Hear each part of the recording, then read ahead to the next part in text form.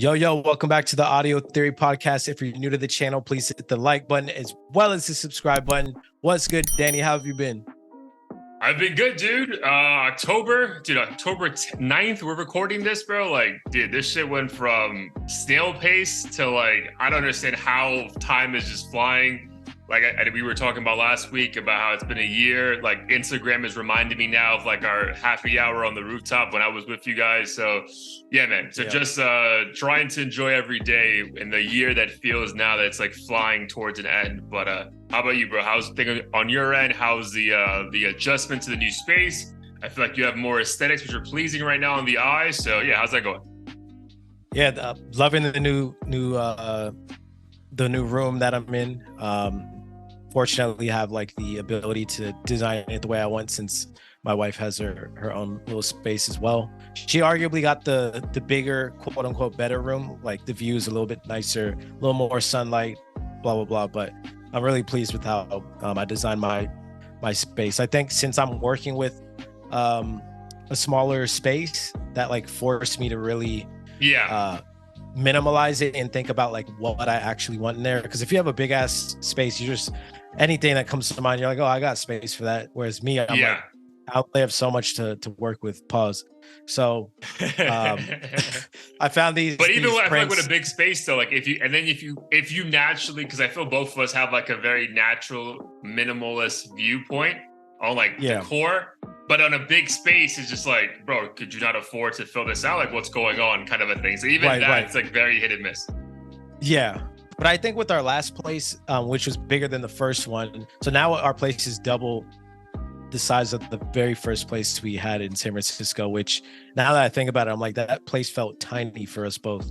But I think with the second place we moved into, we realized, like the less you have in a bigger space, I guess it's kind of obvious, it just looks bigger. And I can't say that I'm like the most savvy when it comes to like interior design or whatever, but I know that's kind of one of the tips I've seen around is, just keep it simple, minimal, and it's not gonna look so cluttered and uncomfortable. So that's kind of the vibe I was going for. Shout out to Just Adam as well, because I'm not gonna lie, he has a really like nice aesthetic in terms of like where he's recording for sure. and posts and stuff. So like a lot of that, just seeing that over and over kind of like was some of the inspiration behind how I wanted this particular space. Because prior to this, like I kind of was obsessed with like having neon lights and shit everywhere, thinking it would kind of just make it look I don't know, cool, I guess is the most basic. Because there's always a thing where it's like at nighttime, if I can change all the lights dynamic, it automatically makes it feel like a different world. So I get that as well. Right. Yeah, like hookah lounge type vibes or whatever. Correct.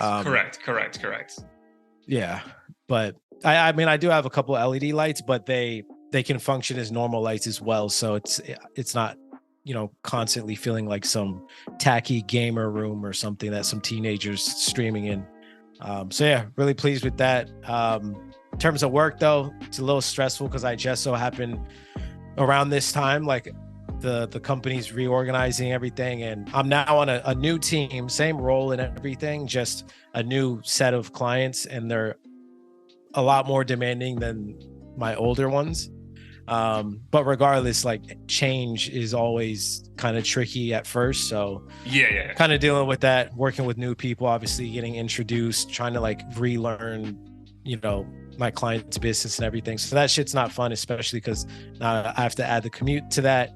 Still trying to enjoy my new place. So I'm like eager to just for this to all feel normal. Yeah. Because it's not like this. Yeah, I get it. You're not doing the same exact thing you were doing before. So now you can't do the same exact enjoying of your space as you were doing before because you're like, I got to work. That kind of a thing. Yeah. I got to be able to afford this shit. I get that, dude. But I feel like those things always happen because, like, knock on wood, I think I'm a couple weeks or maybe a month away from a change myself if all things work out. But I do think like this is the time of the year, right? Like, I feel like they want to make these changes at the end or at some point in Q4. So for Q1 of next year, you're like good to go and your clientele very well. So you can properly, manage that. Like, is that kind of the vibe you're getting too? Yeah. I mean, granted, their Q1 is now. So Oh, really? Okay. yeah. So it's a little different, but I think the mindset is still the same. Like I think most of us kind of treat January like the new year. Correct. Yeah. So it is kind of the vibe. And it's something that I knew was gonna happen. Well, no, I lied. I didn't think this was gonna happen because I was encouraged to take the new role that I had talked to you about like 2 months, and my higher up was basically like, yo, just a heads up, if you don't take this role, I might not be able to have you on my team because you know the organization's shifting around priorities. So sure enough, like I find out 2 weeks before October starts, and I was like, oh well, you know, I'm moving and doing all this other shit. Hopefully it's not too stressful, and it hasn't been super stressful. Just change is always just different. Requires different. energy. Yeah, it's different. It's just different. I got you. Cool. But the weather's been nice out there, bro. You still been able to enjoy the rooftop and all the fun amenities? Yeah, we've been going on the rooftop a lot. Fortunately, for whatever reason, knock on wood, people haven't been really using it as much as we seem to be using it. I don't know if it's because we're new or what, but I see myself using it a lot, like at least, you know, several times a week. Nice. I'm going to use it tonight. So I hope that keeps up because it's a really nice Zen place to just relax and wind down. It was funny the other day we saw this TikToker chick like literally doing some generic ass dance for probably 3 hours straight. Oh my dude, yeah. It's dude, when that's like I mean, I know you feel it a lot when you do the you know, the edits for the songs and stuff. I know I had moments of that when I was doing like the fit checks and stuff. Like, bro, like I have a couple friends from work who like she does it, dude. She's posting like 3 or 4 different like trends a day. I'm like, dog, like, how do you have the time for this, bro? Because even I, like, with the fit check stuff, like, if you do one thing of like the sneakers rolling in your hand, you're like, well, I gotta redo that shit. I'm like, dude, if you're doing like a whole dance and you watch the edit back, you're like, yo, I fucked that part up. Well, you have to do it again. Like, it's just like, right. It's I just, know. dude, it's even crazy. My basic ass video I posted of my new setup, I was like, oh, this is like a cool non-music content thing for my music page. And even that shit I probably redid it 15, 20 times. Right. Literally all I'm doing is just moving around in a circle, but I'm like, oh, my hand slipped right here, or like it's too light in this 1 second. Yeah. And then over here, people doing actual work, trying to dance and whatever. That shit takes hours of time. And you got to respect it, bro. Especially like when they don't get like any views or likes the first gazillion times. Like, you got to respect it. But yeah, when you see that shit out in the wild, you're like, bro, what's happening, bro? This is not real life, dude. And you have like, obviously, all the people, like, again, hopefully we don't break out into World War III by the time this episode is posted. But bro, there's so much wild shit going on in the world that I'm like, dude, are we allowed to like even enjoy a moment? Like, is that fucked up? Like, if you just tell someone, I had the best fucking weekend ever, you're like, oh, really? You didn't fucking see that? Like, I'm like, no, I saw that, dude. But like, that's always been happening, right? I still have to enjoy my life. Like, that doesn't change. I'm glad you brought it up because I was thinking about that literally yesterday. So I was just feeling good that I finally set up my room. And I posted the picture, but then I noticed a lot of people posting flags and stuff. And I'm like, do I need to be doing that too? But I was like, fuck that. It's too performative. I've already like messaged friends separately about it. I'm like, I have no obligation to constantly be like, look at me. I'm aware of what's going on and, you know, virtue signaling. Like, I don't think that's necessary. That's how I felt, dude. Honestly, that's how I felt. So I woke up like everyone on Saturday, and I just saw a bunch of like Israeli flags on my timeline. I have a lot of Israeli friends, so I reached out to a couple of them. But I was like, one, I don't know all the information, right? And then 2, I'm like, what is this gonna fucking change, bro? I have a private page that, you know what I mean? Like, it's like, what is gonna change? There was like a meme on like one of the funny like Frank the Tank or whatever fucking its famous Instagram pages. It's like, oh, because this blue-haired girl posted a flag, now the Palestinian and Israeli armies are like, you know what? We're good. We sorted it out. We're gonna behave. It's like, bro, that's not how this works. So I truly think, bro, like, it hasn't happened yet, but because we're still too close in it, like there's still pandemic vibes still happening till today. But bro, maybe like 5 years from now, or maybe when it's like 2030, bro, when they analyze like from 2020 to like 2025, like the crazy shit like we thought was normal and okay, it's like, oh yeah, dude, like black people are getting murdered, but just put a black square up and it's fine. You're gonna be okay. It's like, what? Like, bro, like, yeah. I mean, I get it. Like, it brings attention to it, but at the same time, I think the issue is people think the work ends there. Like, correct. Posted the flag. Now I can go to sleep and, you know, listen to the new Bad Bunny album and pretend like shit never happened. Like, correct. I think that's how most people are operating. That's where the work ends.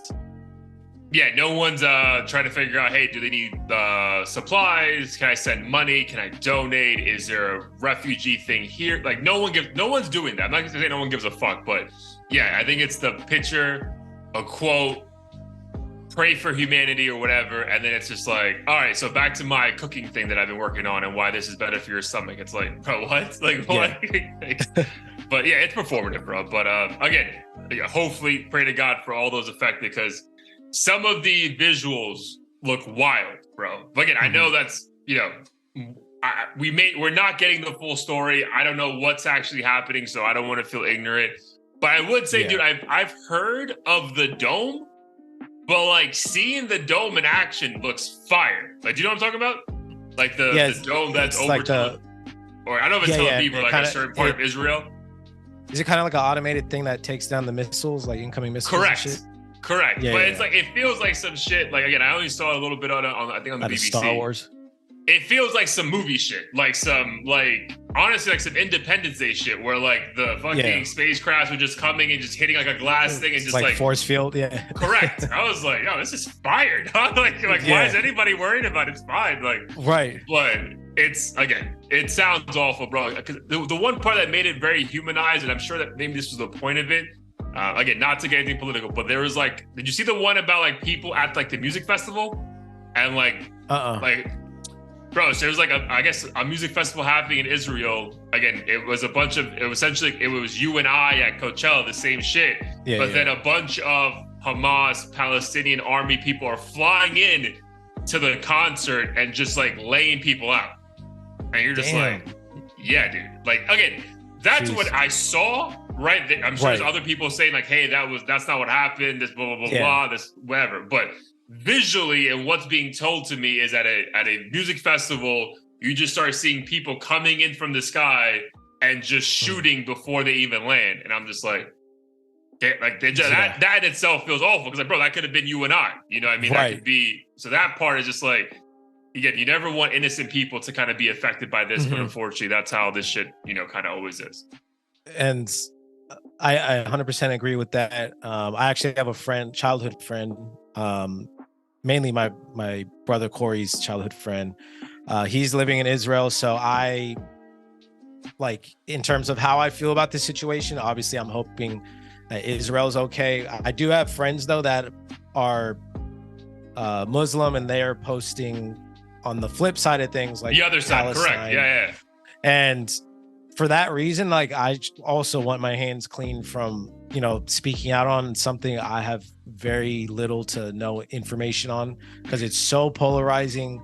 And I just feel like it's unlike, you know, let's say North Korea, where there's like a clear evil, or at least most people would say, or at least everyone agrees on an evil. Like, we don't know, and that one is like, we probably know less for that one, to be perfectly honest, but it's an agreed upon, hey, we're allowed to hate this one country. Yeah. Whereas this situation is damn near like, you don't know, quote unquote, who the bad guy is if you just were to pull up social media posts, because you have one side saying that side is evil. You can have the bodies to prove it, and the same thing on the other side. So that makes this whole conversation so tricky to navigate around. Like, it's almost taboo to even want to talk about it.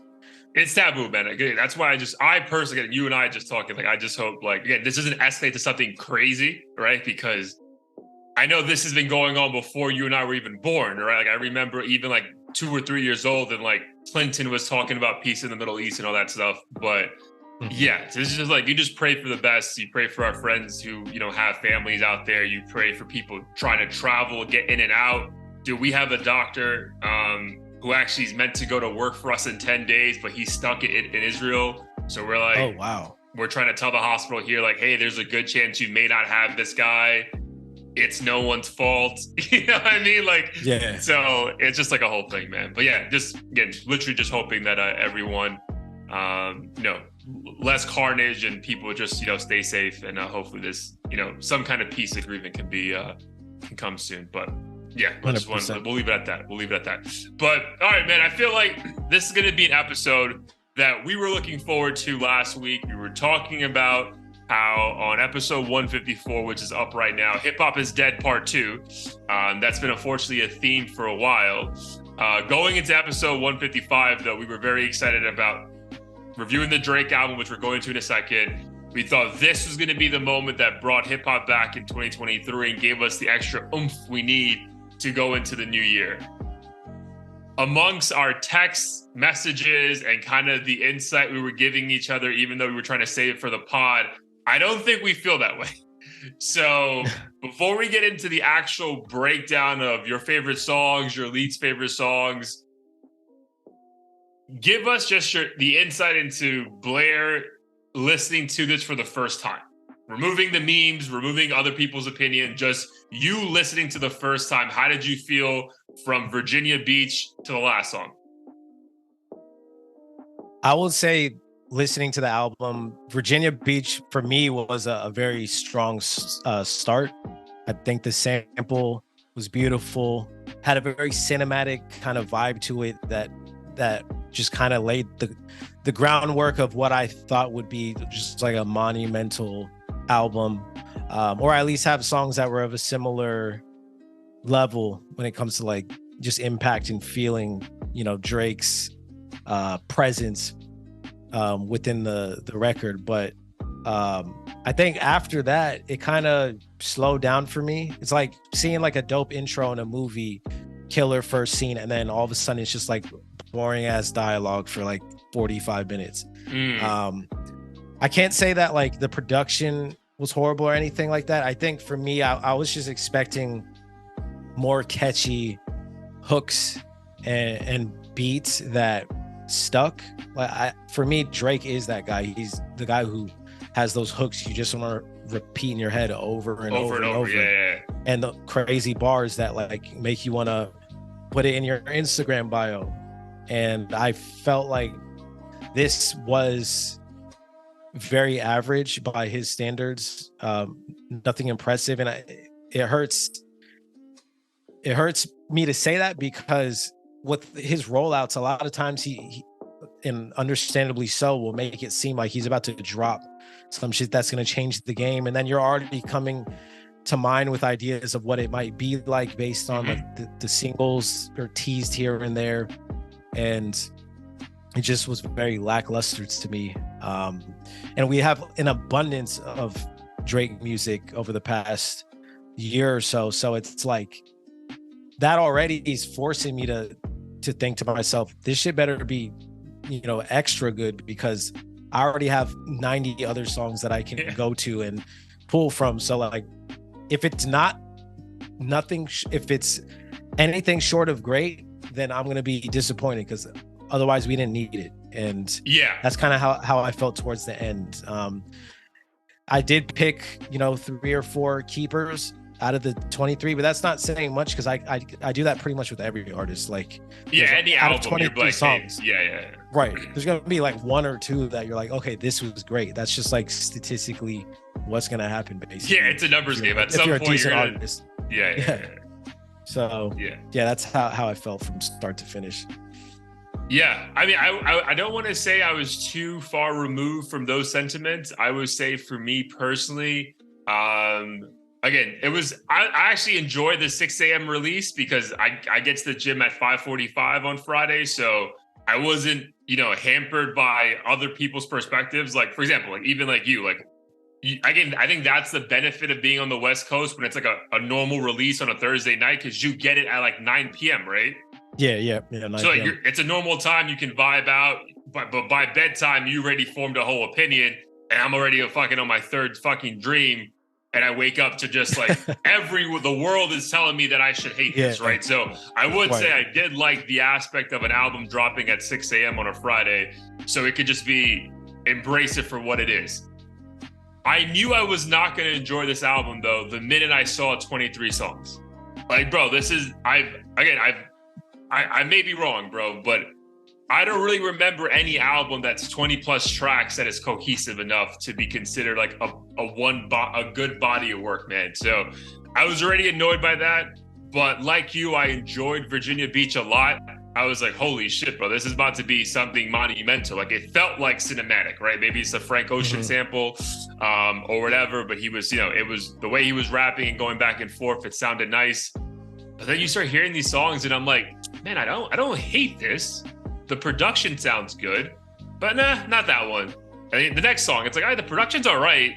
I mean, he like, to your point about like, I'm looking for like the captions to put on my IG, right? I'm like, I mean, I guess I have a couple here, right? And then you're like, yeah, all right. And then I'm like, I like this whole like BRK radio, Snoop Dogg out of nowhere. You're like, all right. I mean, it's different. I don't hate this, right? So I'm like, okay.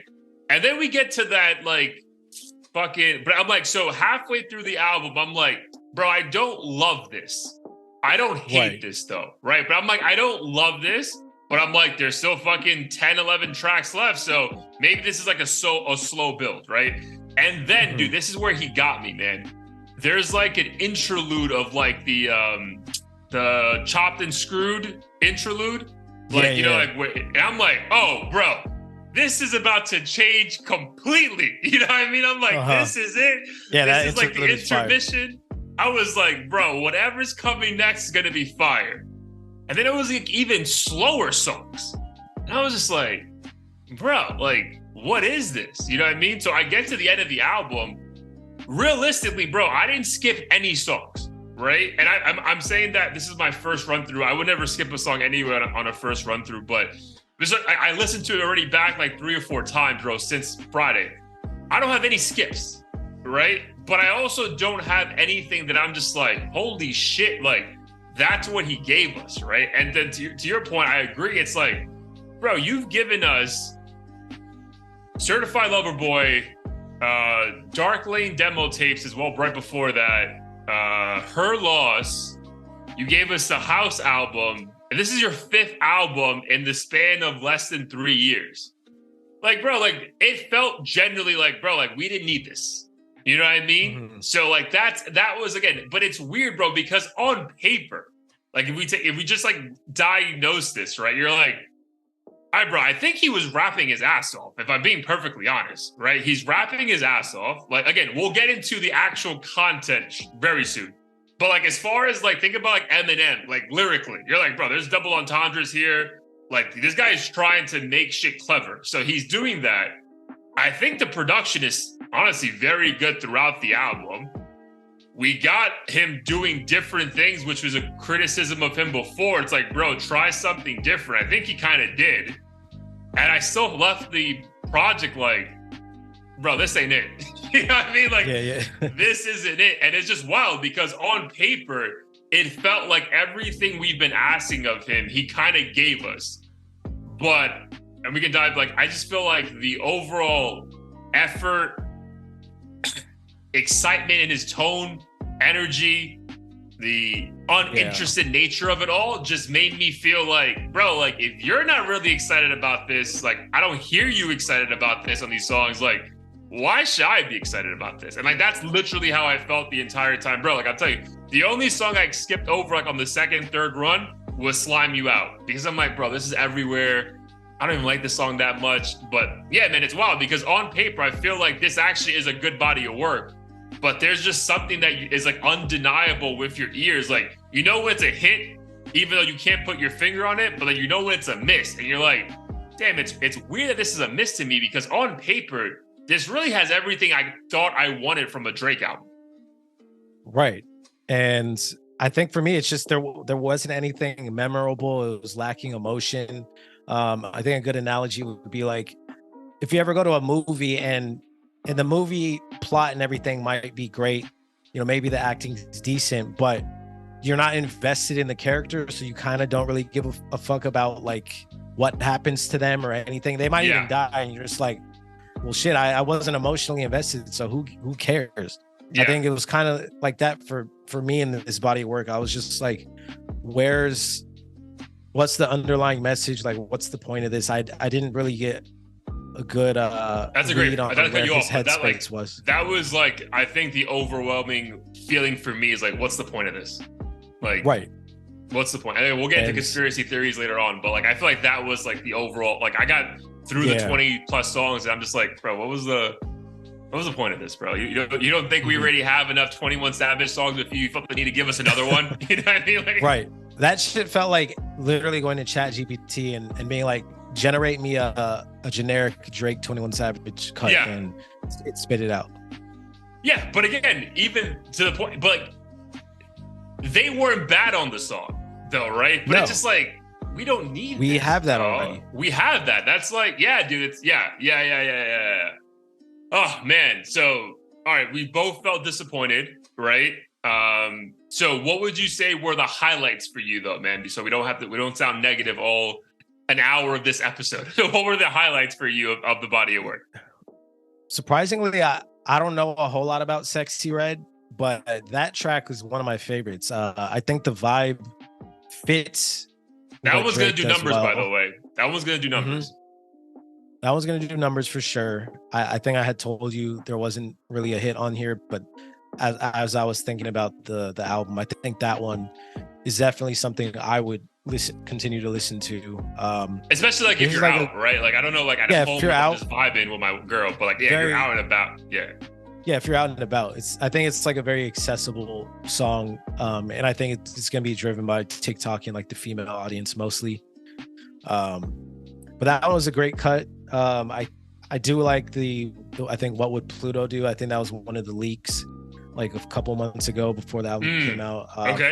Love the J. Cole one. I do love Fear of Heights.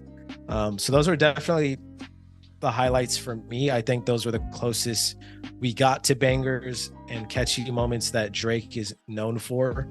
And those were the moments that made me say, okay, this is kind of the pocket that Drake does really well. Okay. Or best. Cool. I think for me, I agree with those actually. Those are like, again, maybe not my 3 favorite songs, but or whatever the number you gave, but they were definitely like moments I was like, oh, this is right. Good, right?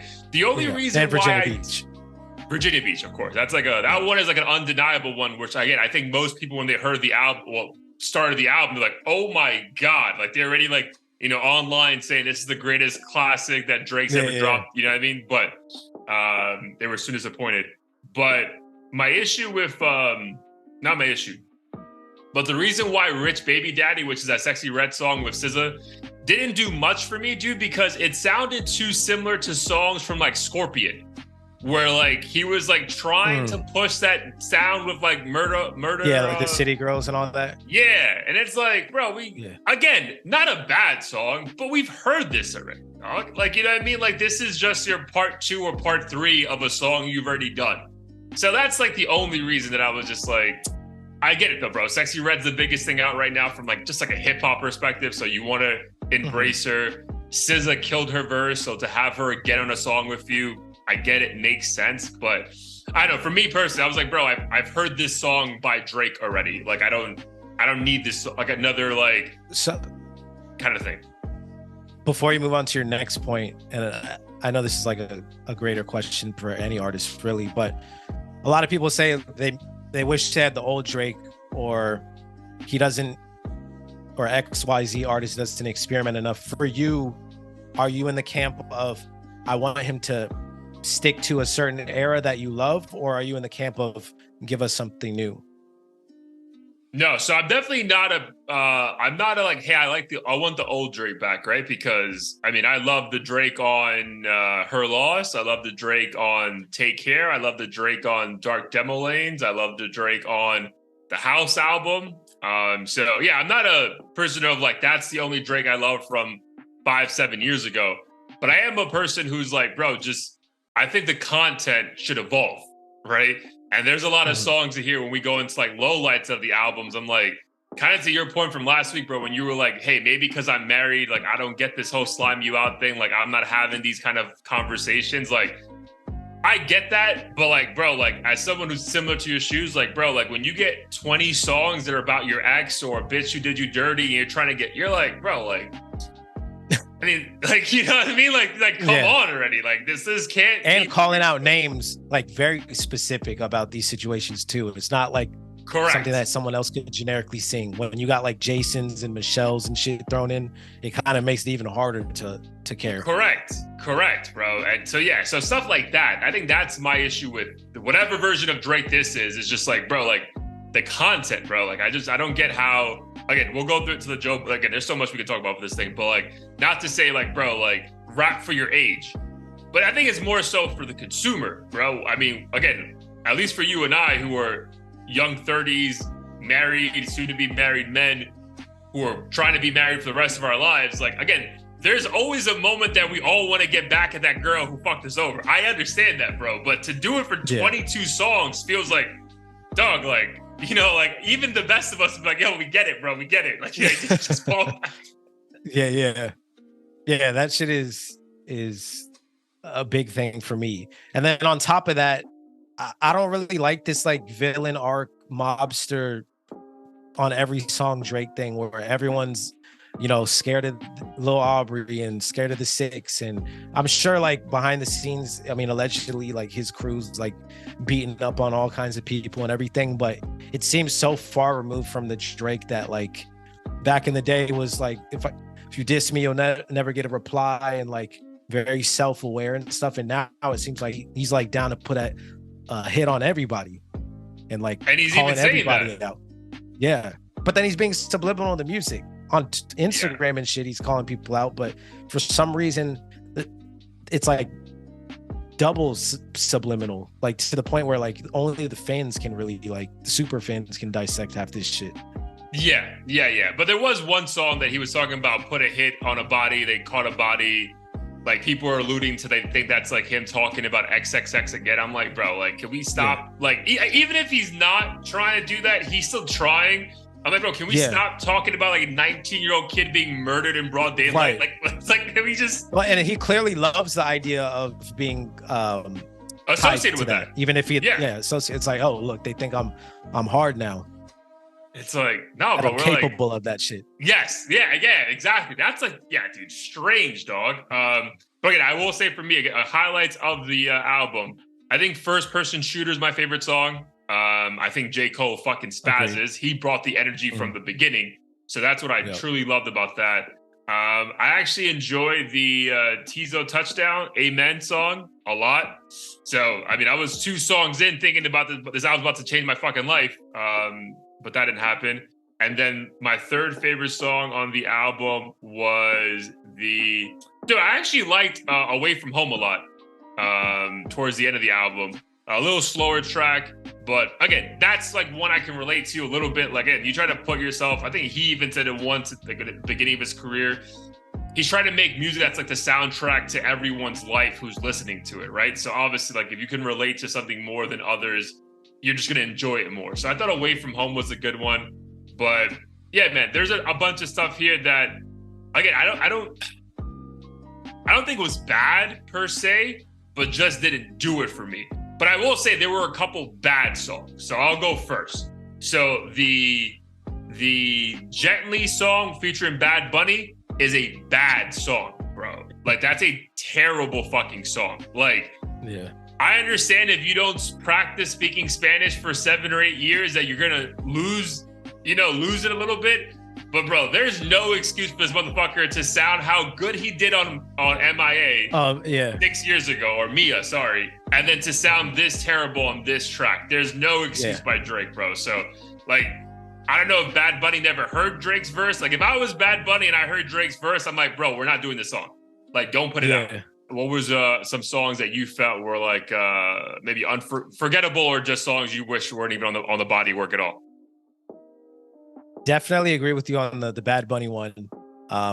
As someone who is learning Spanish, like even I was embarrassed. I'm not even joking. I immediately fucking booked a session with my tutor because I hadn't seen him in like a month. And I was like, I'll be damned if I can't be this. I can't be this. I was just like, what is going on? Like, did Bad Bunny not proofread it? I'm very curious if Drake like attempted that himself. Like, does he know enough Spanish to do those tracks? Like, these are the things. Dude, if you go back to Mia, bro, that was a dope moment in music, bro. But like, I think the dopest part of it was like, yo, Drake sounds good as fuck. You know what I mean? Yeah. So again, like, back to the whole theme of like sounding like he didn't care. Like, bro, that song is a perfect example of like, this dude just feels like, I don't need to try. And it's like, bro, you kind of do if you're gonna do a whole different language. We need to like right. Yeah, no, I would be way too self-conscious to be releasing that and knowing that it sounds bad. There's almost like a caricature. Like, it sounded like a lot of people were making fun saying he sounded like Speedy Gonzalez, the character from Looney Tunes or whatever, because it sounded like what a racist person would sound like if they were trying to make fun of a Spanish speaker. And then you're trying to, and then you're next to the biggest Latin artist in the history of the world, and you're like, bro, like, at least have some respect for him. You know what I mean? Like, so yeah. Also, I believe that style of music is more Dominican, right?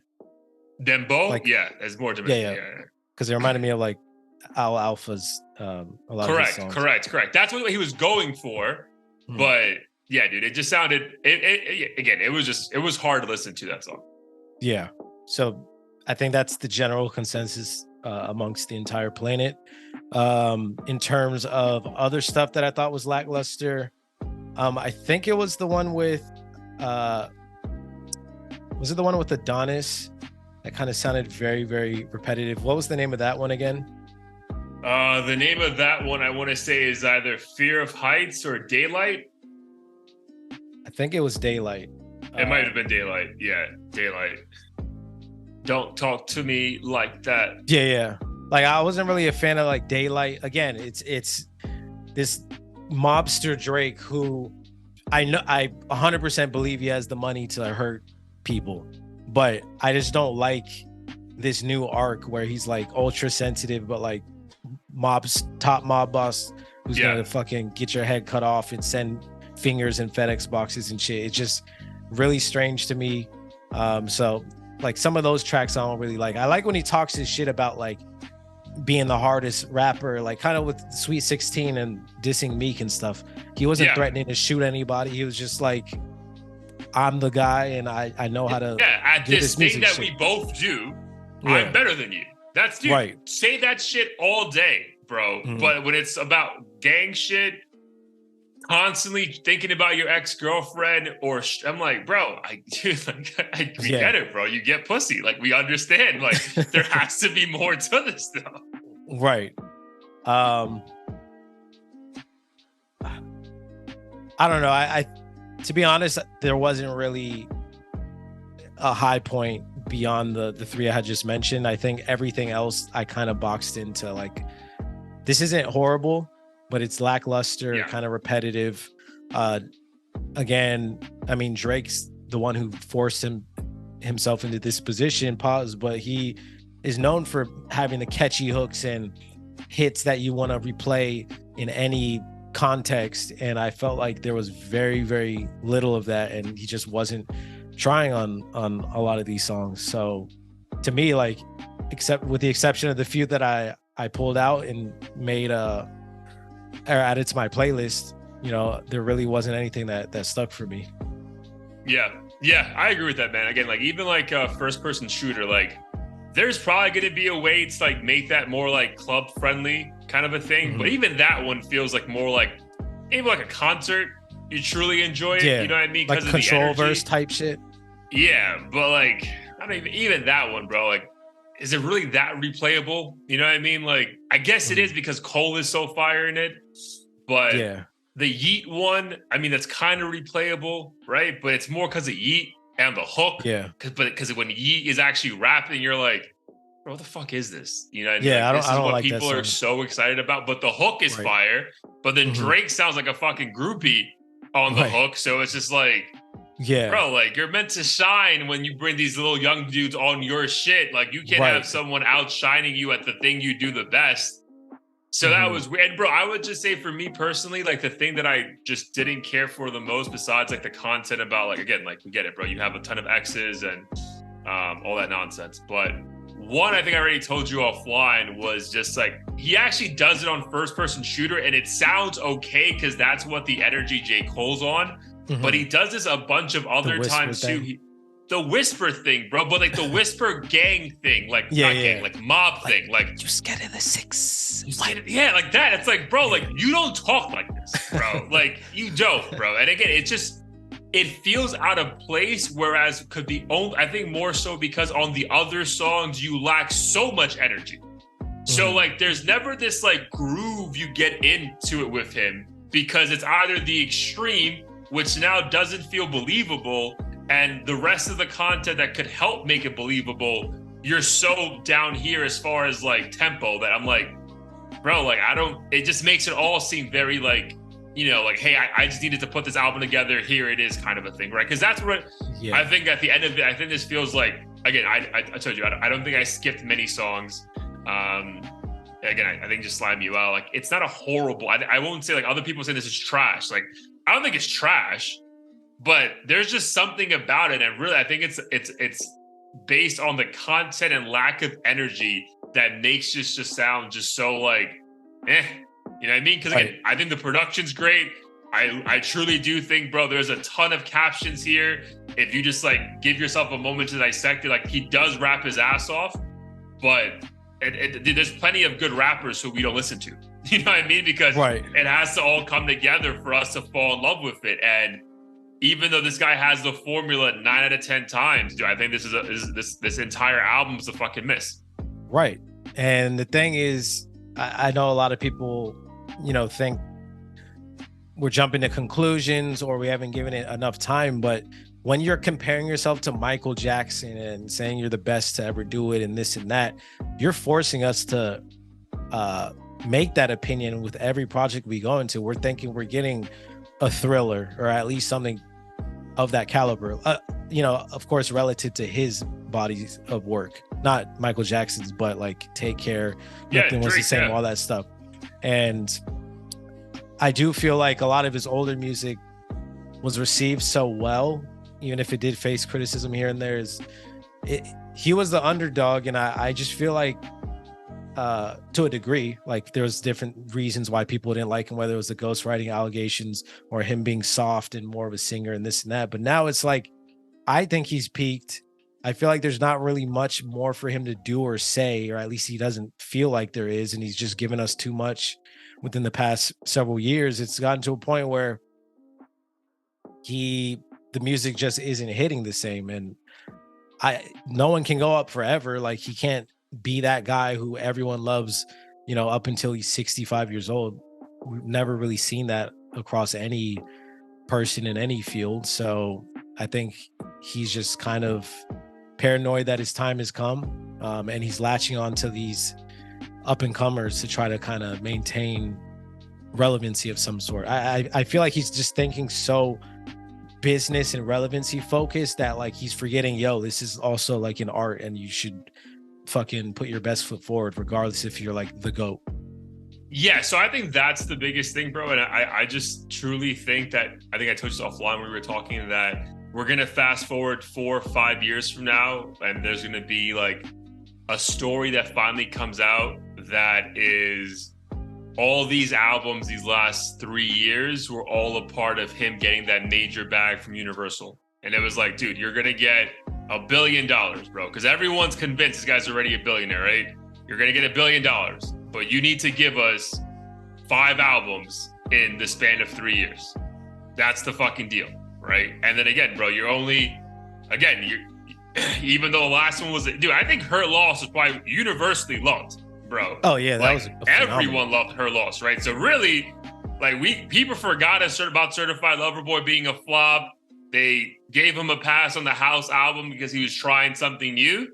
So Her Loss was, if you needed a break, that's the one to go out on, bro. You gave 21 Savage time to shine. So, bro, like, But the only logic I can come up with is that, bro, like he has a contractual obligation that I think has been met. That, bro, you need to put out all these albums, and that's the fucking requirement. And you're gonna get your money, but you have to do it, bro. And I just think at some point, like this is the result of that, bro. Like I think only. Again, I don't know if Kendrick or J. Cole were all for that. So, it's very convenient to say, hey, they would never do that. I mean, bro, he is the biggest artist in the world right now. He has been for the last 5-7 years, if not longer. He saw an opportunity, I'm assuming, to make life-changing money for, like, dude, if there's a B in front of it, bro, it's different, right? So he's probably thinking, listen, man, after time, people told me Take Care and those albums sucked. And after time, they fell in love with it anyway.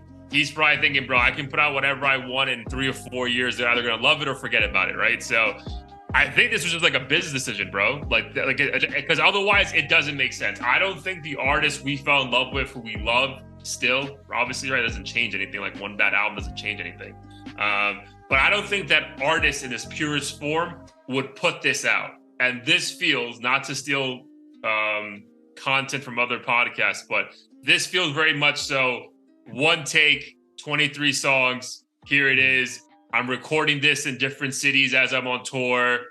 Put it all out. Hey, contract done. Make sure the other 250K is in my bank account or millions in my bank account before the day's over. Like, this is what this feels like. Because otherwise, honestly, bro, the purist in me, this makes zero sense. So, I mean, clearly he's like very sensitive about the criticism. So do you think he knows he's burnt out, but like his ego prevents him from ever saying like, I didn't try hard enough on this? Or because let's say that is true, that he's just dumping this out to get out of his contract or whatever. You would think that he cares too much about his legacy, that like it doesn't matter how many albums he's trying to rush through, like he's still gonna put his best foot forward. So do you think he's trying the best he can, and like he thought he could accomplish this and get the bag while still putting out like classics? I think that's what he thought. I think the initial thought was, I'm gonna still be able to put out classics and get the bag. And I think you're seeing why most artists, bro, won't put out fucking 5 albums in a 3-year span. Bro, 3 albums in a 3-year span is crazy, right? And Jay-Z was doing that back in the day. They were telling him, like, bro, like, let the first one breathe, dog. Like, there's no need for this shit. So I think his ego got the best of him initially, and I think he's shocked by the lack of love he's getting when he's giving us nothing but quality music for 15 years now. That I think this is his ego now, like, getting the best of him and trying to justify everything. Whereas, and I just think that he thought he could, if anyone could pull this off, we all would agree we thought he could pull it off. But, bro, I think there's a reason no one has pulled this off yet. If anything, you get 1 to 2 albums every 5, like in a 5-year span. Like, to get 5 albums, bro, in 3 years, that's insane, dude. Yeah.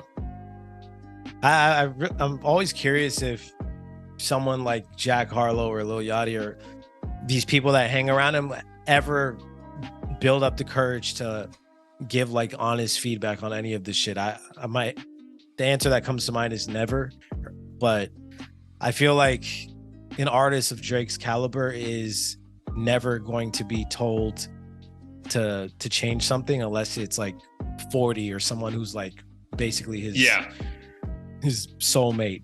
Because otherwise he's gonna look at you crazy. Like, I have all these Grammys and I'm one of the GOATs. Like, who are you to say this is mid or, not great? But I mean, the opinions matter, apparently, especially when that's what drives the streams and the narrative and everything.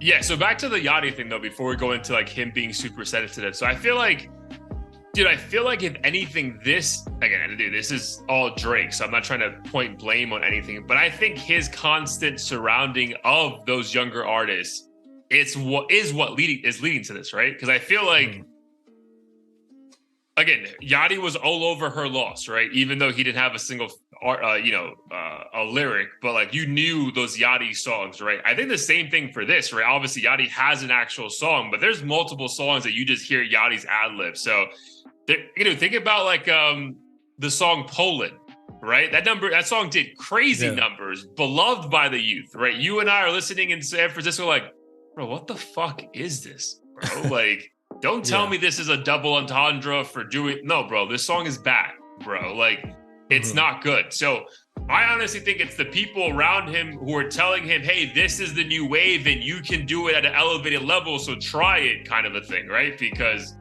if anything, those guys are more to blame than, maybe not more to blame, but like I think those guys play a role in this version of Drake, right? Like, these are the guys who are popping right now.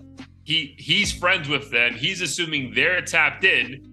There's no way it doesn't trickle into, it's like, oh, well, if you guys are doing that, I'll do it this way, but it's still going to give off the same vibe. And I think it's just really just like a miss, bro. Like, it doesn't seem sincere, right? Which, again, back to our point, just different ways of saying it. Like, this album doesn't feel believable, right? Like, if you remove the name or remove the voice and AI changed it or whatever, like, you're like, bro, there's no way this is a Drake album. You know what I mean? Like, there's no fucking way. And that's like, unfortunately, at the end of it, you're like, oh, it's over. And like, I don't really remember like truly ever falling in love with any one moment.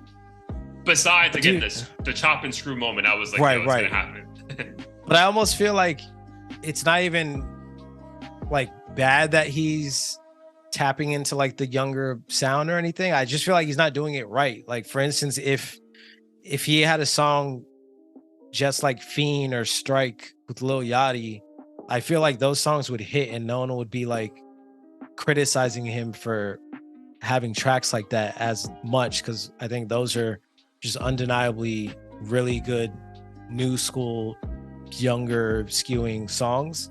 I could be wrong, but I feel like Drake would fit perfectly on Strike. Yeah, dude, but think that's like, again, like they always say that, you know, vision's always better. Hindsight's always 2020, right? 2020, yeah. But I would say, dude, like that's a great take, and I agree with you, right? But think about it. If you're coming off a 2.5-year run where you just use all your creative juices to do a house album that was criticized, but I think in the end, people think it's a win, right? Like I still play that shit when I'm just trying to vibe out. You know what I mean? You probably did the best collab album in the last 10 to 12 years in hip hop with 21 Savage. Dude, I just think he's burnt out, right? And I think he's just like, these aren't like thought out thoughts, right? These are like, I have an idea, let's just do it. And whatever happens, happens. Whereas like, I don't think there's actually like curated, like, yo, I have this idea for this track, but damn, let me see if I can find a sample. I don't think there was like a lot of time in the lab. Like, yo, let's get this right. It's like, bro, I have an idea. I want to do a fucking Spanish song. Me and Mad Bunny, your boys, just do 2 minutes, no big deal. Fuck it. And it's no, bro. Like, one, yes, we are desperate enough that we want more content, right? But I think also, like, bro, we know what shit is because we've been hearing shit all year. And like, bro, this kind of just goes in the realm of like everything else we've been hearing. Like, like not bad. I won't throw it away. But bro, like if it wasn't for the pod and I wanted to have my own genuine thoughts and feedback, there's no way I hear this shit 4 times in a row. Like, bro, like I didn't want to hear this a second time, dude. Like I didn't want to be like, I always believe like give things time, right? But bro, there was something about this that I felt so like, yo, I believe what I'm hearing and I don't like it. Right. And I don't want to be convinced later on, like, oh, no, it's like, no, fuck that, bro. There's also a thing of a first impression. And the first impression of this album is very fucking bad. Right. And that's okay. Like, I feel like we also have to be okay with that, bro. It's not going to be a thing like, oh, in 6 years, you'll figure it out. It's like, no, dog. In 6 years, you're going to figure out that you didn't give your full effort. And that's okay, bro. We all don't have a perfect day at work. Right. You're talking like, I text you all the time, like, bro, like, I'm not even doing shit. It's TikToks all day. You know what I mean? Like, we all have that, bro. Like, you were on tour in Love and Life. You're like, bro, I'm going to drop a fucking album. Who gives a fuck? I'm going to get the bag. And then I'm going to take a break. And like, bro, just come out and say that.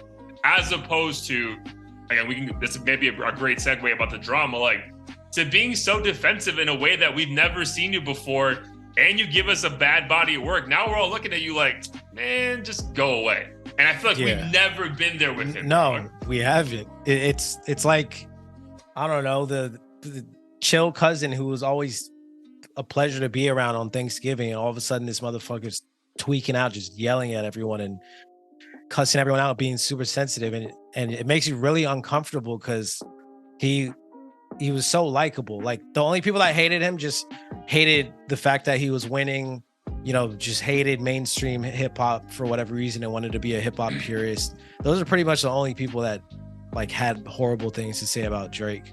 Correct, bro. Because even if you go through like anyone like famous celebrities who were like, again, I don't think Charlamagne the God hated Drake, but whatever. Like there was moments where he was like going crazy on him back in the day, right? Feeding into the teasing of him. Correct. But even him on, like, again, I think people get caught up in those random clips from like when Charlamagne doesn't even look like Charlamagne anymore. Yeah, he has the patches and shit. Yeah, dude. But if you, like, you and I who listen to Brilliant Idiots like every week, like, bro, this guy always says Drake is the fucking cheat code. This guy knows what he's doing. Like, bro, so like, yeah, like this is different right now, which is why I think people are looking at him in a certain, at least you and I are like, bro, like, what are you doing, dog? Like, you're not one of these artists who needs to be in the comment section, bro. Yeah, yeah.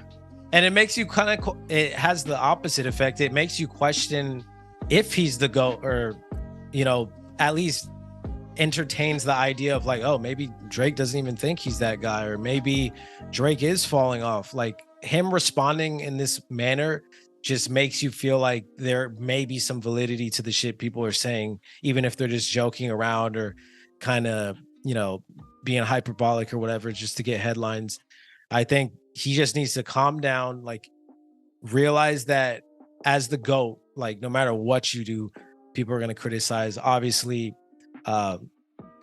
there's the possibility that it could have gone a completely different direction in terms of people loving the album.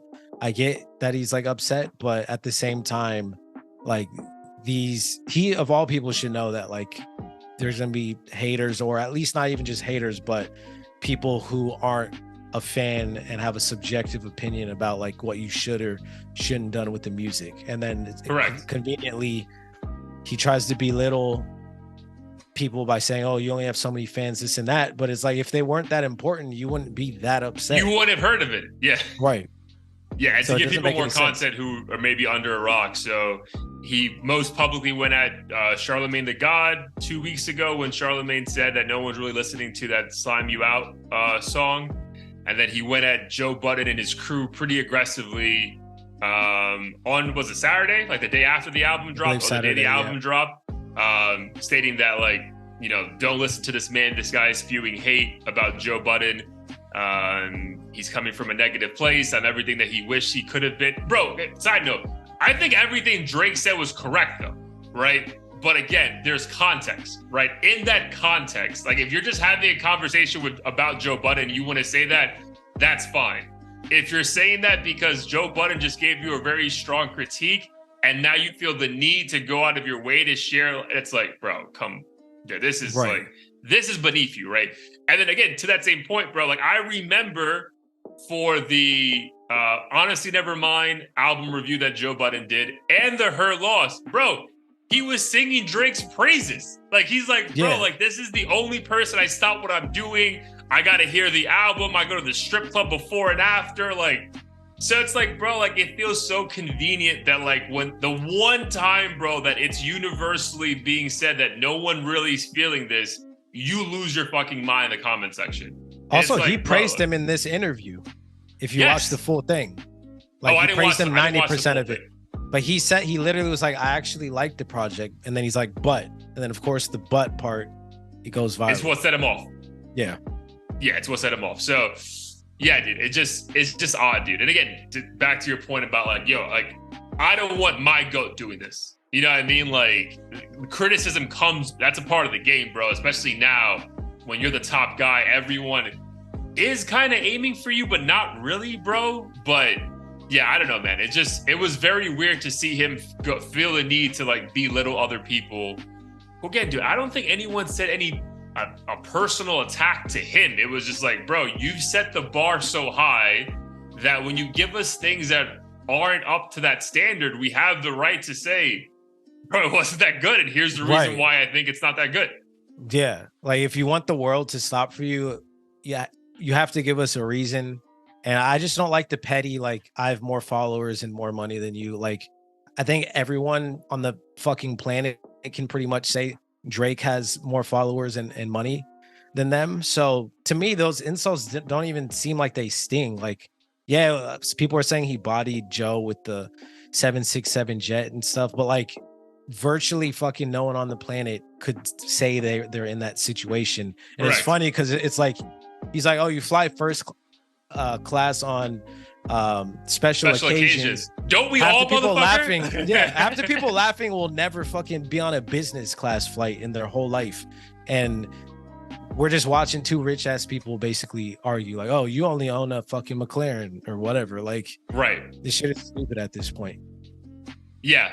Yeah, I just think it's beneath him, bro. And this is the first time where I've really been like, bro, just go away. Like, just go away. Like, bro, like, because there was a time, again, we thought we were going to get Certified Lover Boy right before the pandemic started. And I was like, we got Dark Demo tapes. I love that fucking project. But then we got Certified Lover Boy. And I was like, man, I don't know, man. This is a little bit different. But again, he used the beef with Kanye to kind of make us forget about the content, right? Mm-hmm. And I think he's trying again with this. It's like, well, if I just get everyone back on my side by roasting these people who they kind of like, then we'll talk. Well, it's like, bro, like, no, man, the music's not good enough, bro. And that's okay. Like, dog, like, bro, I don't think Jay-Z has a flawless catalog. Like, it happens, bro. Like, there's plenty of Tupac songs I skip over, right? Because similar to, I think, Drake these last 3 years, I think it was just too much content, bro. Like, too much content being burned out. Because I think the whole thing with Tupac, too, is he was trying to get out of his Death Row contract, right? So, again, I don't think the idea of what's happening isn't unique, right? I think it's unique from an artist like that who's just so, like, artist-driven, right? As opposed to, like, being the top guy in hip-hop. It's like, yo, we look at Drake as, like, an artist who's like, bro, I will never rap over or sing over a beat that doesn't match me exactly. And this feels like such a rushed 23 songs of lack of effort. And here's 2 or 3 songs that you're going to love, but the rest is like, bro, come on, bro. Like, we don't go to you for that. That's on some like Future, Young Thug, like beloved artist. But like, yeah, bro, we know we're not getting we love Dirty Sprite too, but we know those albums aren't like fucking 17 of the most curated, perfectly balanced, cohesive album. Like, no, bro, you're going for a couple bangers. And then other thing that you're like, yeah, it's respectable. But we expect if we get 18 songs from you, bro, I'm not skipping shit. And I'm going to love it. I'm going to replay like 10 of those songs. Bro, there's like 1 or 2 songs that I would genuinely replay when it comes to this album. Same. And you know, maybe over time, some of them might, you know, creep up and become those hidden gems. But like you said, I think my first impression is I'm not impressed with most of them. Again, nothing horrible, but definitely nothing that says, hey, glad you dropped this one. Glad you didn't, you know, retire yet. Because this just shows me that he's uninspired. And he's uninspired, bro. And sometimes you need to just go away, bro. Just go away. Like Jordan retired, came back, was better than ever. Kobe sucked for a couple of years, rest in peace, and came back in the NBA and won 2 more rings. Like sometimes the best just need to like go away and be like reinvigorated. You know what I mean? So, because dude, what have we been saying? There's no one here even closely competing with him, bro. We can, you know, talk shit about his album 2 days later, but there's still like, who else is out there, bro, that we're really going to check over him? If he says he's dropping another album in a year, we're going to be like, all right, bro, I guess we're going to fucking check it out. So I think he's afraid of not being the man, though. Oh, I think so. I mean, clearly, like that's what he's never known anything different. Correct. Right. Because even when he wasn't the man, he was like by far the best rookie. You know what I mean? So it's always been all eyes on him, depending on what part he is on, like, you know, the trajectory. But it's always been like about him. So, yeah. So, how would you rank this? And there's too many albums, but like bottom 3 Drake album of all time, or what are your bottom 3 Drake albums? Off the top of my head, Views, this, I like Views, and probably Honestly Nevermind.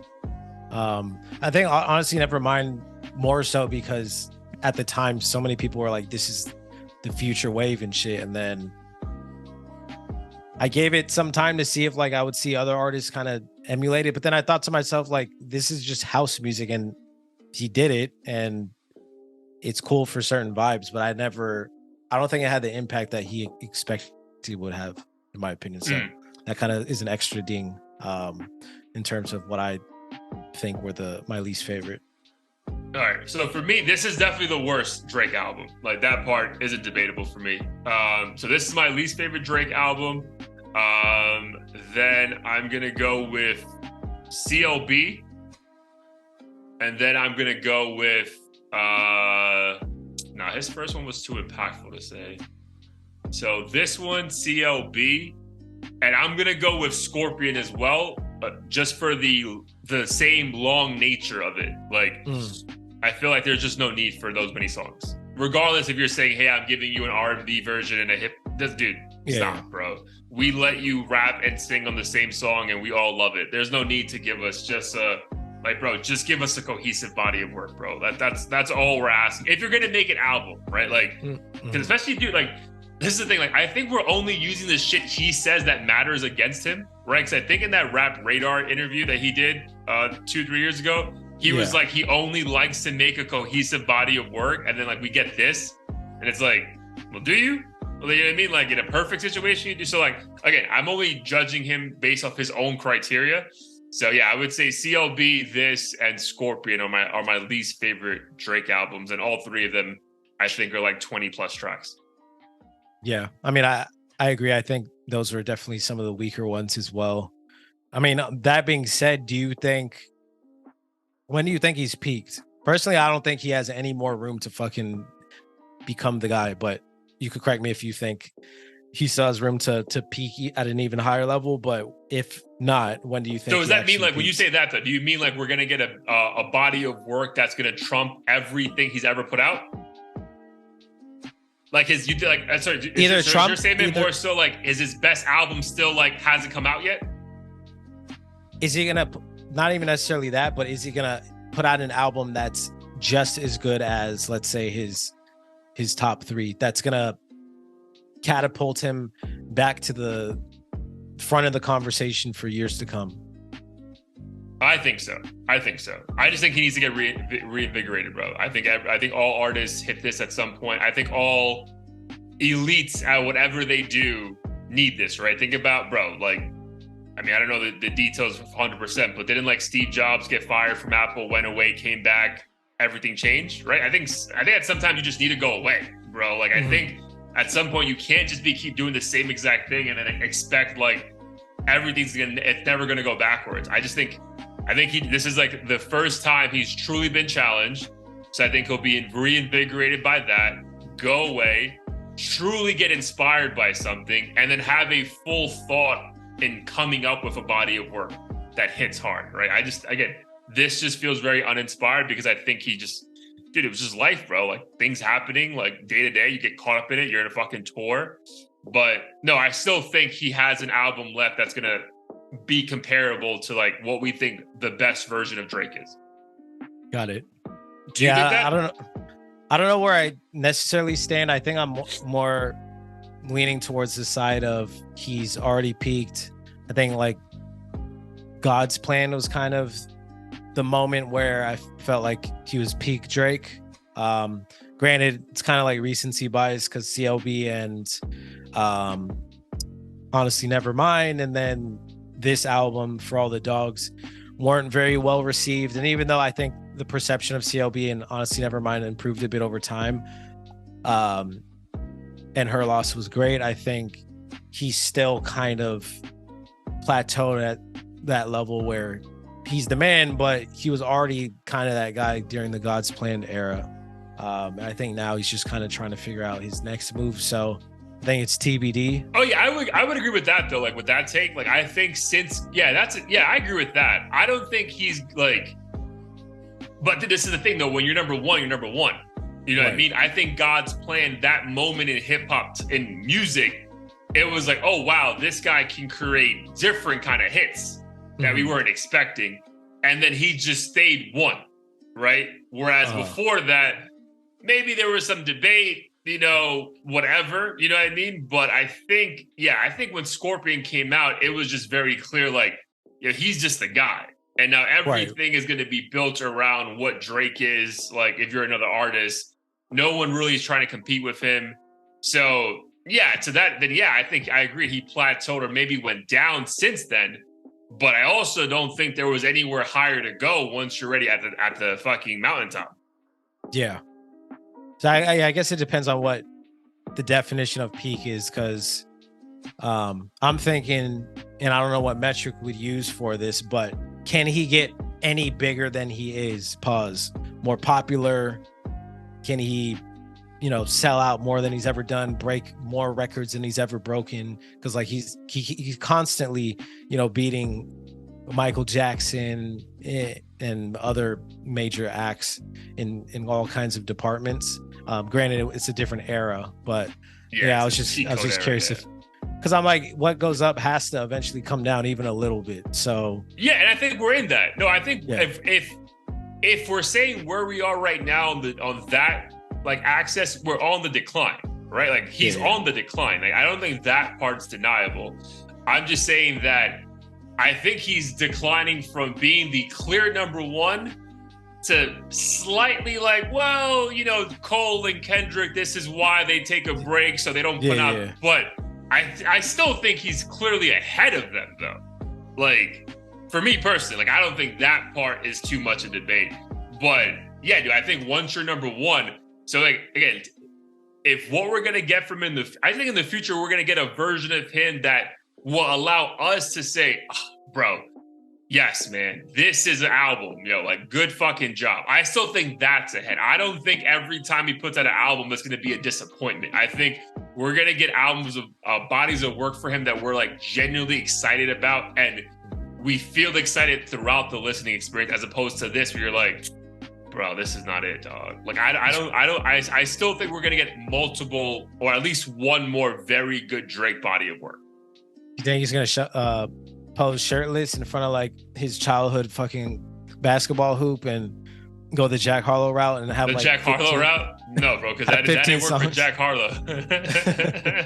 I just hope, I don't like it when shit happens and then the artist has a whole fucking suite of songs about the same topic.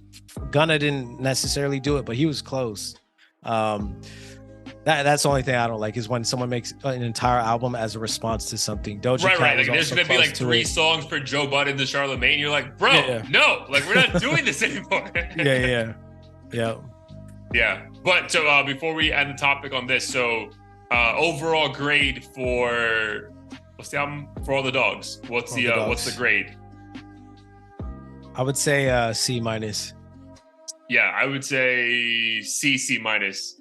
Yeah. So barely passing, right? Is what we're saying? Barely passing. Yeah.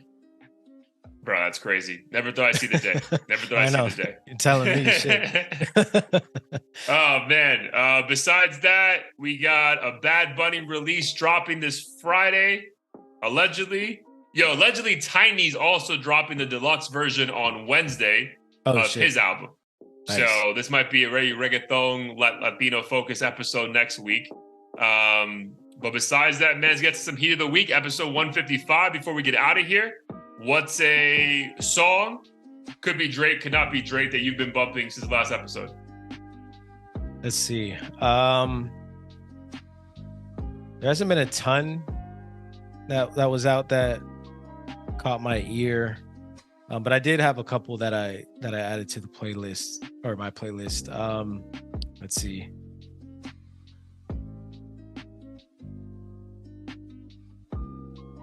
So this song is,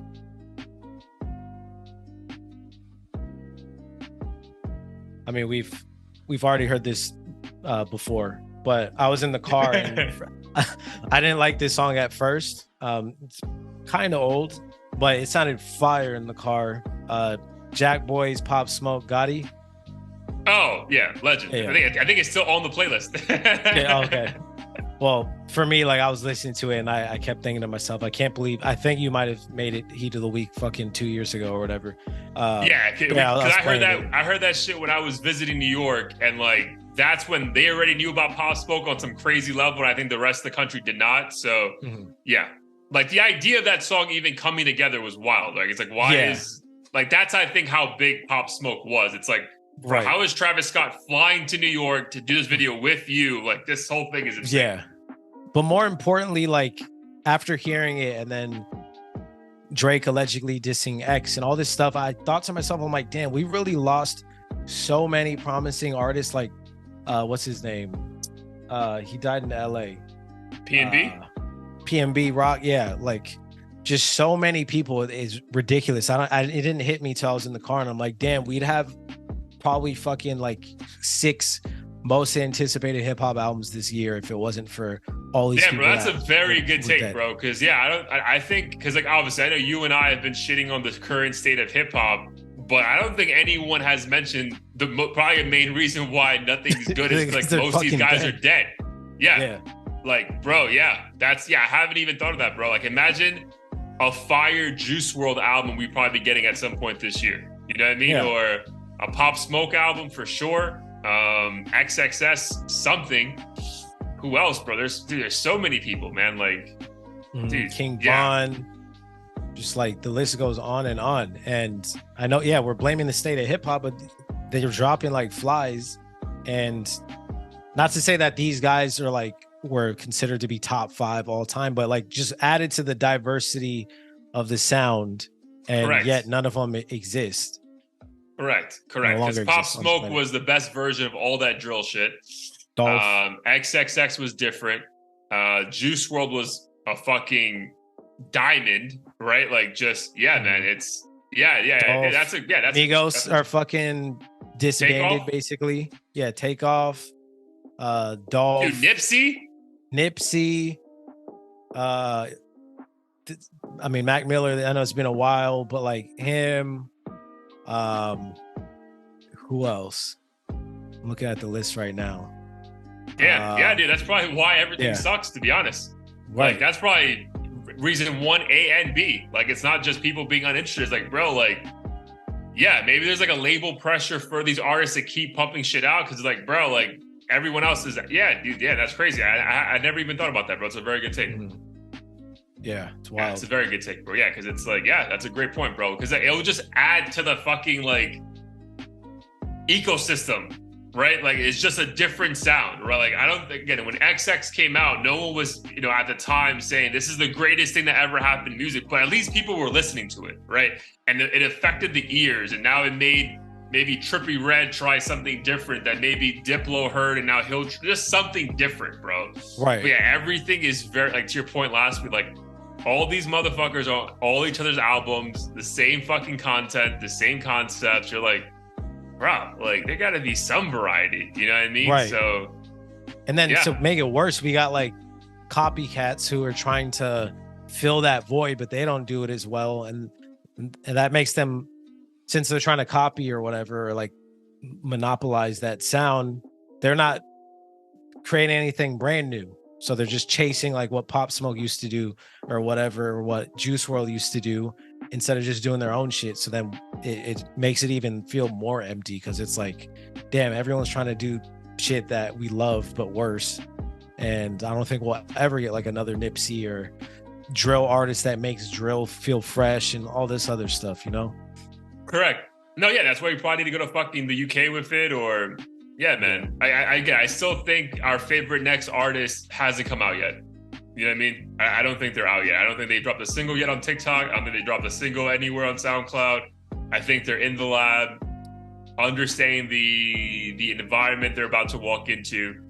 Because man, I don't think it's out yet, bro. Because this is the void of anything we've heard this year. Is the void of like, all right, that I have hope, right? Because with the Gunna album, again, I still think Gunna's album is the best hip hop album of the year.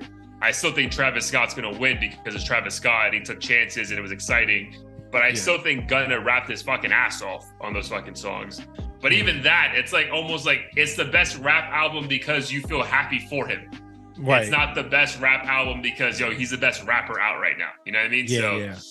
Yeah, it's a very, very weird time. But Gotti, Jack Boys, Pop Smoke, phenomenal song. I think I gave you the backstory on that one. Apparently, Pop Smoke already had that song, had that beat going crazy in New York and online.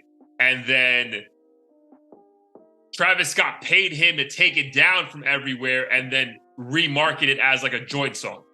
Oh, shit. Damn, dude, so at the clubs in New York, they were already playing just the Pop Smoke version of that. Wow, that's dope. I mean, I'm sure he paid him handsomely. Oh, handsomely, bro. Handsomely, bro. Yeah, for sure. But yeah, I remember because I was in a very like sketchy ass club and they were playing it. I was like, yo, what the fuck is this? He's like, yeah, bro, this is Pop Smoke. Then he told me the whole story. I was like, oh, that's insane, dude. Yeah, so shout out to rest in peace to him. Yeah, bro, that guy would have came out with at least 2 more very good albums. Like I have no doubt about that. So, dude, for me, I'm just giving it to Drake. We'll make it simple before we get out of here. Drake and J. Cole, first person shooter, very good song, fun song. I think J. Cole, if we're gonna put who, bodied who on that, I don't think it's even close. I think J. Cole killed it. But again, just the wordplay in that one was phenomenal. The references to the Big Three League and the way he says Aubrey and K-Dot, like everything you want to hear, you heard. You know what I mean? Like when you get on that level, like you heard. So that's what I appreciate, right? Don't make us feel like the elephant in the room. It's like, bro, you know what the fuck we're thinking about when you rap with him. Like we want to hear the comparison, but also like the brotherhood. So I got everything I wanted, bro. So yeah, I would say first person shooter, that and maybe one other song, but definitely that one is the top pick off the album for me. Nice. Not mad at it. Do you think it's do you think they're too friendly? Like, do you think there should be more competitive spirit amongst them? Sometimes I feel like it's almost comes across as like, yeah, we're both lethal, so let's not like cross that line. I'd say more so Drake, because I think J. Cole has less to lose going at Drake. So I feel like Drake, it's kind of like, let me not even entertain this idea. Let's just band together and be the Avengers and like keep it cordial. I mean, but the thing is, like, I remember like this in basketball, bro. But even like back in the day, like, I don't need everyone to beef. You know what I mean? Like, it is what it is. I wish that they would like play. I think it's I think what you were alluding to though, right? I think there's such a fine line in hip hop, right? When you start like throwing jabs at people who you're cool with, but just to make it very clear that hey, we're boys, but I'm still better than you. I feel like that's always it's like, dog, like, all right, but what if I'm in the studio one night and I feel a kind of way and now there's a whole fucking diss record out on you because, it's, I don't know. I think there's a reason why they don't cross that line, because it's like, bro, if we're boys, like, yeah, let's just have fun with it. Like, bro, we're the best, bro. And I'm going to say I'm the best, but me saying I'm the best, I'm not saying you're not. I'm just saying I'm the best. So I feel like I actually appreciate the way they go about it because, we're going to have a random beef between like J. Cole and whoever. And it's just like, because we just want them to say, hey, I'm better than you. It's like, dude, like you just say you're the best and it's already implied. We don't have to go into like a back and forth kind of. Yeah. No, I feel you on that. But I do like I think the wordplay by J. Cole was some of the best wordplay from him in a while. So, but yeah, again, it's just like, it's always a fresh air, bro, because we get like 1 or 2 songs from him a year on the whole Dreamville thing. We'll get a random feature here and there, but I don't know, man. It's always just nice, man. I hope, and I hope when Drake comes back from his hiatus, that's what we get from him as far as like, all right, cool. Like he's back, he's refreshed. He has shit to say. Dude, hopefully he gets married or some shit, bro. Just give us like a different perspective on life because, or have another kid or something, bro. Because like at some point, like I do think if he comes back 3 years from now with the same content, we're gonna be like, bro, like, just stay away. Yeah. I mean, that's the thing too, is like with the whole ageism thing. I do think it's kind of weird when people are like, yo, like, becoming an adult means not having fun and just sitting in the house and talking about boring shit. But at the same time, we haven't really gotten much content about, him being a father. And beyond that, we don't hear much about what's going on in his life. So I think people are less upset that he's rapping about the fact that he's rapping about girls and out and about and not being mature, more so than him just not talking, giving us any insight into anything else he's dealing with. Like nothing. I get he doesn't want to touch politics and all that other shit because that's like a dangerous territory or slippery slope. But at the same time, there's a million different concepts you could like have. Yeah, dude. Because again, not to again, I wouldn't say like I'm biased if you heard the show before, but I go back to Mac Miller too, bro. Like rest in peace to him. Like thinking about his first albums, he's talking about like kid shit, right? Because he's a fucking kid. Like what else is he gonna talk about? But then like by his last couple albums, he's talking about how like in a very creative way, how he's trying to clean up his brain because it's so messy and his mental health and like again like. I'm not saying to give us a full dissection of what it is to be Aubrey Graham at 37 years old, but bro, give us something, right? Because all we've heard is, again, and I think you sent me the video on TikTok, but like, if you like listen to his albums in reverse, like it's like he was older then and younger now. So again, I don't care about the age thing. It's more so like, bro, there's no way that there's not more to talk about, bro. Like you can give me 2 songs about how you fucking hate your ex and these bitches did you dirty, but you could also tell me how like you struggle with being a dad when your dad wasn't around and now you need to focus on you. Like both things can be true. You know what I mean? So it's just that, bro. Like I'm all for the fuckery, bro. Like again, I think that we're all men. Men are going to relate more than others, but there's more, bro. Like we have more depth than us, bro. There's things I was thinking about now that I didn't think about 5 years ago. Like there's no way that doesn't happen for you. And dude, to have that kind of money, it's probably happened to you on a crazier level that I would love to hear about. Not to prolong it too much longer, but why do you think someone like, let's say Lil Wayne, who's supposed to be one of the GOATs, kind of gets a pass of not having too much substance in his music? I think because we already made a mental note years ago that he's essentially retired and this is all extra. Right? Like everything now is just bonus, right? Like I think dude, I don't know when the exact moment was. Maybe it was the exact moment. It was clearly Drake was the guy and it was Kendrick and J. Cole. And it was like, Lil Wayne has his health issues or, he's just like really not in the scene anymore, right? I think everything since the Carter 5, bro. I think the Carter 5 or 4 was like, hey, I'm going to give you guys one really good body of work. And everything here is just extra, right? So he's like, I think right now Wayne's a novelty, right? Whereas like, okay, which is crazy because what Wayne was, right? But I think that's just the facts, bro. He's just a novelty now. Like he's like a mascot of hip hop. We're always gonna love him. He's lovable as fuck. He's tiny as shit, but we don't consider him that. Whereas with fucking, let Jay-Z drop a terrible fucking album. He's getting cooked. Bro, you know what I mean? But I just think it's just a different, like, yes, Lil Wayne had a phenomenal run, but maybe I'm crazy, bro, in hindsight, but I truly don't believe there was a clear, like, oh, he is the top 1 or 2 rappers of all time ever, right? I know he said greatest rapper alive, but I think all of us were like, yeah, dude, but you're not Jay. You know what I mean? Like, you're not Kanye. You're not whoever. Whereas Drake, we're like, oh, no, dude, you're like them, right? Like, again, you've been fucking number 1 for 10, 12 years. You have the right. I think with Wayne, Eminem, Nas, you're like, yeah, bro, drop a fucking terrible album. Like, who cares, bro? Like, you got your dues. You're in the Hall of Fame. I think with Drake, it's like we want to believe at least we're still in the midst of it. Like we're in the midst of the run. So like the run can't be giving us these many flops because then we're like, is the run even that good then? Kind of a thing. Yeah. So I think that's why it's a little bit different.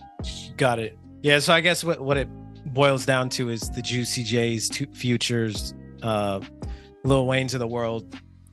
We kind of don't put them in the same bucket of GOAT lyricists as Drake has kind of positioned himself and attempted to hold the title of. And therefore, when it comes to age, we're kind of expecting more growth, whereas Juicy J, we're going to him for a specific reason. Doesn't matter if he's 58 in the club slapping asses. It is what it is. That's his thing. Whereas Drake, it's like, we need you to have the torch in hand and tell us where you're taking it. Because if you hold that bitch in place, the flame's going to go out and we're just going to be left in the dark. That was oddly poetic for some reason. That was very poetic. I think you just blacked out. If I asked you to repeat that, I feel like you wouldn't be able to. yeah, I wouldn't. Oh, dude, great episode, bro. I'm glad we got that all out of us. I feel like it was very original. Let us know in the comments Just to give you guys some insight, Blair and I talked very much about like not listening to other people's opinions about these albums, so it wouldn't dilute our thoughts. So we hope you appreciate it. But yeah, man, let the people know what we got going on. Let's get the fuck out of here. Yes, sir. Catch us at audio-theory.com. New episode every week on all platforms. We also have the Spotify and Apple Music playlist on there as well. And if you're on YouTube, look down below. We have our merch, so copy a hoodie or what have you. Winter's coming. Depending on where you live, it could be cold as a bitch, so make sure you get a hoodie. And they're all super comfortable and affordable. So, and you can, if you're watching on YouTube, our boy Danny has one on as well, so you can see exactly. I've had this for 2 years, bro. Fits like a glove, no issues whatsoever. So, order you one, or yourself too, actually. But my dude, love you, man. Love the space. Great job. We'll talk soon. Appreciate it. Yes, sir. Peace.